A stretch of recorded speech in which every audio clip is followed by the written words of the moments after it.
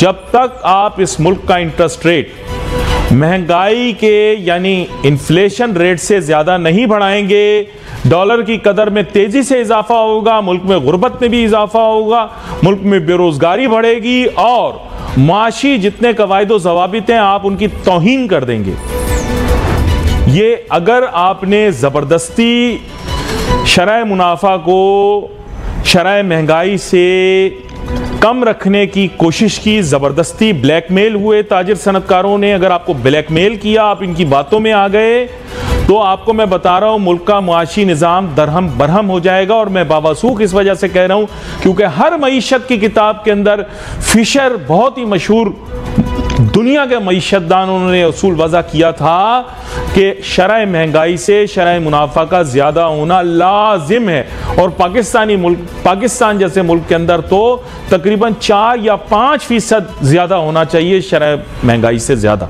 है कि लोग समझते हैं कि इकोनॉमिक फंडामेंटल्स हमारी मईशत पर एप्लीकेबल नहीं है, लेकिन जो फंडामेंटल तो आपका यही है कि जब आपका तवाज़न एक्सपोर्ट और इंपोर्ट का बढ़ता चला जाएगा तो इन्वेस्टमेंट को आपको डायरेक्ट करने की जरूरत है प्रोडक्टिविटी में और एक्सपोर्ट रिलेटेड इंडस्ट्री में।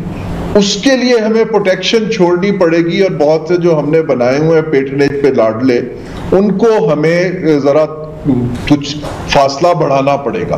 अब वो एक सियासी डिसीजन पाकिस्तान बहुत सालों से नहीं कर पा रहा। जो हमारी जैसे आपने पढ़ा होगा अखबारों में, अभी हमने एक कॉन्फ्रेंस भी की, जितनी पॉलिसीज हैं वो वही प्रोटेक्टेड 4% को मजीद प्रोटेक्ट करने के लिए बनाई जा रही हैं। हम गंदम इंपोर्ट करते हैं, कपास इंपोर्ट करेंगे, अद्वियात, पेट्रोल, डीजल, मशीनरी, कोयला, LNG, इन सब चीजों की इंपोर्ट के बगैर हमारी मईशत चलती नहीं। और इन सब चीजों को इंपोर्ट करने के लिए हमें चाहिए डॉलर।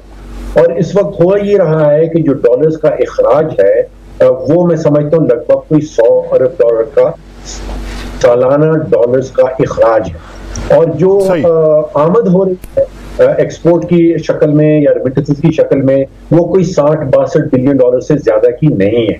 तो वो जो गैप रह जाता है, जो फासला रह जाता है डॉलर के इखराज में और डॉलर की आमदन में, वो बहुत बड़ा है। आप समझिए 35 से 40 अरब डॉलर का वो गैप जो है वो सामने आ रहा है। उसको पुर किस तरह करना है? अगर पुर नहीं हो रहा तो फिर हम करेंसी क्राइसिस की तरफ जा रहे हैं। और इस वक्त सारे जो इशारे नजर आ रहे हैं माशी एतबार से, वो यही कह रहे हैं कि इस वक्त पाकिस्तान करेंसी क्राइसिस की तरफ बढ़ रहा है। और उसके नतीजे में फिर क्या होता है कि डिवैल्यूएशन होती है।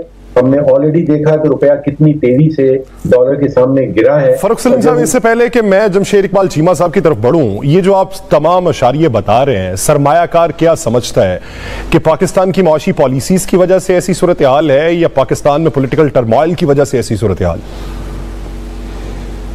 जी देखिए, सियासत और मईशत जो है इसका वो कहते हैं कि बड़ा गहरा एक चोरी दामन का काम।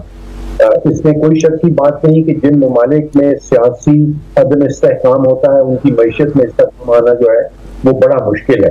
तो आप सोचिए कि दो धारी तलवार चल रही है पाकिस्तान के ऊपर।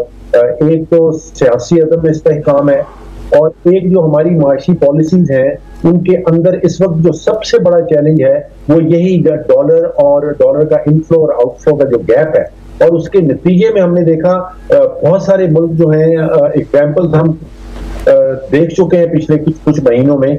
श्रीलंका का जो मेजर प्रॉब्लम था वो करेंसी क्राइसिस की वजह से ही शुरू हुआ था, जिसमें डॉलर का इखराज ज्यादा है, आमद जो है वो कम है। और फिर उसके नीचे में आप एक विशियस साइकिल जिसको हम कहते हैं कि वो आप क्या कहें उसको, शैतानी सर्कल एक शुरू हो जाता है, जिसमें आपको करेंसी डिवैल्यू करनी पड़ती है, जिसके नतीजे में महंगाई होती है।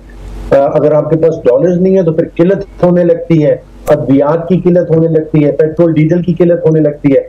और जो बैरूनी दुनिया है वो उसका जो एतमाद है आपकी मईशत, जय हिंद दोस्तों, वो उठना शुरू। दोस्तों, पाकिस्तान इस समय आर्थिक संकट से गुजर रहा है। पाकिस्तान अपने आप को बचाने के लिए IMF से कर्ज की भीख मांग कर रहा है, लेकिन कर्ज पाने के लिए IMF ने कई शर्तें लगा रखी है। दोस्तों, फरवरी में पाकिस्तान का विदेशी मुद्रा भंडार 16 अरब डॉलर था। यह जून के पहले हफ्ते में 10 अरब डॉलर पहुंच गया। पाकिस्तान में विदेश मुद्रा भंडार की स्थिति और भी खराब हो गई है। इस समय पाकिस्तान के विदेशी मुद्रा भंडार में 8 अरब डॉलर से भी कम धनराशि है। इसमें 29 अगस्त को अंतर्राष्ट्रीय मुद्रा कोष से मिलने वाली 1.2 अरब डॉलर की धनराशि शामिल होगी। यह राशि महज 2 महीने के आयात बिल को चुका पाएगी। ऐसे में पाकिस्तान को डिफॉल्ट से बचने के लिए बहुत बड़े कर्ज की जरूरत है। दोस्तों, इस बारे में आपकी क्या राय है, हमें कमेंट बॉक्स में जरूर बताएं और वीडियो पसंद आने पर वीडियो को लाइक करें, चैनल को सब्सक्राइब कर बेल आइकन को अवश्य दबाएं। धन्यवाद।